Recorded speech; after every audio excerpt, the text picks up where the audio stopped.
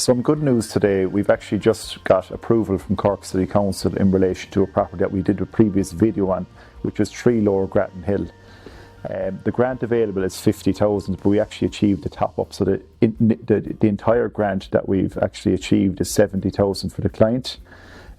We have 13 months to get the work done.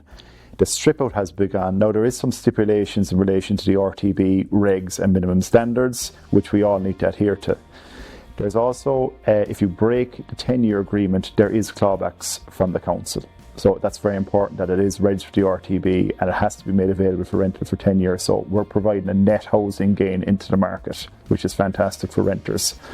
In relation to the property, if you have finance in the property, the bank have first legal charge, the council have a second legal charge on the property. That's obviously to protect the grant they're giving you. So they have a position to do a clawback on it. However, the bank do have a first legal charge, which they have priority over the property. As well as that, we've also applied for SEI grants, which we've achieved approval, pre-approval of 22,000 on.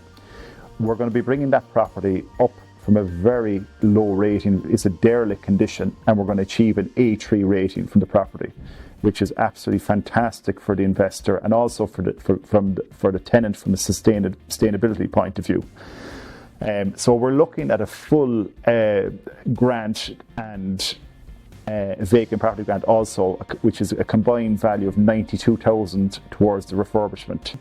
We are now offering this service to our own clients, where we will look after the grant application from start to finish. We've been successful in a number of these grants, so if you want to reach out to us at info@poleproperty.ie, certainly do so.